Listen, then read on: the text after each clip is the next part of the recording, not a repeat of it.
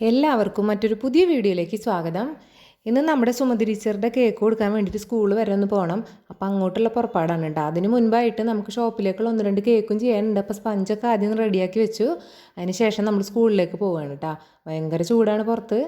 പണ്ട് ഞാൻ ജോലി ചെയ്തതിൻ്റെ കൂട്ടത്തിൽ എപ്പോഴെങ്കിലും ഒന്ന് ഡ്രൈവിംഗ് ലൈസൻസ് ഒക്കെ എടുത്ത് ഒരു വണ്ടി വാങ്ങിച്ചാൽ കൊള്ളായിരുന്നു എന്ന് എനിക്കിപ്പോൾ തോന്നുന്നുണ്ട് കേട്ടോ. കാരണം എവിടെ പോവുകയാണെങ്കിലും ഇപ്പോൾ ഏട്ടനെ ഡിപ്പെൻഡ് ചെയ്യണം. മാത്രമല്ല വണ്ടി ഓടിക്കാൻ അറിയാത്തതുകൊണ്ട് തന്നെ കേക്ക് മെറ്റീരിയലൊക്കെ വാങ്ങാൻ എപ്പോഴും ഏട്ടനെ തന്നെ ബുദ്ധിമുട്ടിക്കണം. അങ്ങനെ 5 മിനിറ്റ് കൊണ്ട് സ്കൂളെത്തിയിട്ടാ.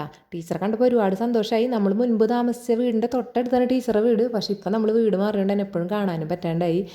ഞാൻ ഇവിടെ നിന്നാണ് കേട്ടോ കേക്ക് മെറ്റീരിയൽസ് എല്ലാം വാങ്ങാറുള്ളത്. മഫിൻസ് എന്നാണ് ഷോപ്പിൻ്റെ പേര്. മുൻപ് ഞാൻ പറഞ്ഞിട്ടുണ്ടായിരുന്നു. അപ്പോൾ പാലക്കാടുള്ള ഏറ്റവും ബെസ്റ്റ് കേക്ക് മെറ്റീരിയൽസിൻ്റെ ഒരു ഷോപ്പ് കൂടിയാണ് കേട്ടോ അത്. ഇവിടേക്ക് കയറി പോകുമ്പോൾ ഞാൻ റിച്ച് ആയിട്ടാണ് പോകണമെങ്കിലും തിരിച്ചു വരുമ്പോൾ എച്ചിയായിട്ടായിരിക്കും വരിക. കാരണം സാധനങ്ങളൊക്കെ നന്നായിട്ട് വില കൂടിയുണ്ട് കേട്ടോ. പിന്നെ 1-2 തീം കേക്കിന് വേണ്ടിയിട്ടുള്ള പ്രിൻ്റൊക്കെ എടുത്തു. ലേസർ പ്രിൻ്റാണ് കേട്ടോ അത് എടുക്കുന്നത്.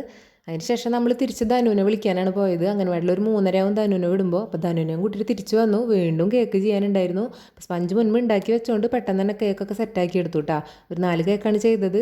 ബ്ലാക്ക് ഫോറസ്റ്റിന് ഫില്ലിംഗ് ആയിട്ട് നമ്മൾ മിക്സഡ് ഫ്രൂട്ടിൻ്റെ ക്രഷും അതുപോലെ ഡാർക്ക് ചോക്ലേറ്റും ഗ്രേറ്റ് ഇതാണ് ഇട്ട് കൊടുത്തിട്ടുള്ളത്. അതിനുശേഷം ചോക്ലേറ്റ് കേക്കാണ് ചെയ്തത്. നമ്മളെപ്പോഴും ചെയ്യണ പോലെ തന്നെ ഓട്ടോയിലാണ് കേട്ടോ കൊണ്ടുപോകുന്നത്. അപ്പോൾ തൽക്കാലം 4 ചെയ്യാനുള്ളൂ. സമയം ഉണ്ടായിരുന്നില്ല. തിരിച്ചു വന്നപ്പോൾ 6-6:15 ആകുമ്പോഴത്തേനും നമുക്ക് ഷോപ്പിലേക്കും തിരിച്ചെത്തണം. കേക്ക് ലെയർ ചെയ്യണ സമയത്തൊക്കെ കിട്ടുന്ന ക്രംസ് ഇല്ലേ, അതൊന്നും ഞാൻ കളയാറില്ല കേട്ടാ. ഇത് നമുക്ക് ഡ്രീം കേക്കിനോ ജാർ കേക്കിനൊക്കെ എടുക്കാൻ പറ്റും. നമ്മൾ ഈ പണികളൊക്കെ ചെയ്യുമ്പോൾ ഏറ്റവും കൂടുതൽ കടപ്പെട്ടുള്ള അച്ഛനോടും മോനോടാണ് കേട്ടോ. ഇവർ രണ്ടുപേരും സമാധാനത്തോടെ ഇരിക്കുന്ന കാരണം മാത്രമാണ് കേക്ക് ചെയ്യാൻ പറ്റുന്നത്.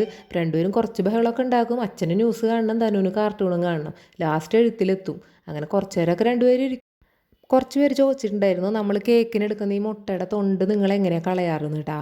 നമ്മൾ സാധാരണ കളയാറില്ല. മുൻപൊക്കെ ഞാൻ ചെയ്യാമെന്ന് പറഞ്ഞാൽ കവറിലിട്ടിട്ട് പൊടിച്ചതിന് ശേഷം നമ്മൾ എവിടെയെങ്കിലും തെങ്ങിൻ്റെ തടത്തിലോ അല്ലെങ്കിൽ പറമ്പിലോ കൊണ്ട് കളയാറാണ് ചെയ്യാറ്.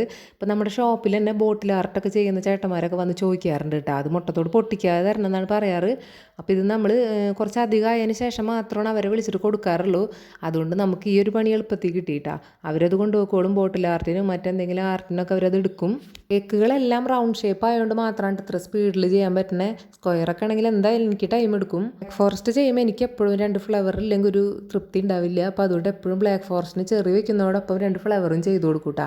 കസ്റ്റമർക്കും ഫ്ലവർ ചെയ്ത കേക്കാണ് കൂടുതൽ ഇഷ്ടമെന്ന് എനിക്ക് തോന്നിയിട്ടുണ്ട്. അവരെപ്പോൾ വന്നാലും പൂവില്ലേ എന്ന് ചോദിക്കും. അപ്പോൾ അതുകൊണ്ട് ഞാൻ ഫ്ലവർ ഡിസൈൻ എന്തായാലും ചെയ്ത് വെക്കാറുണ്ട്.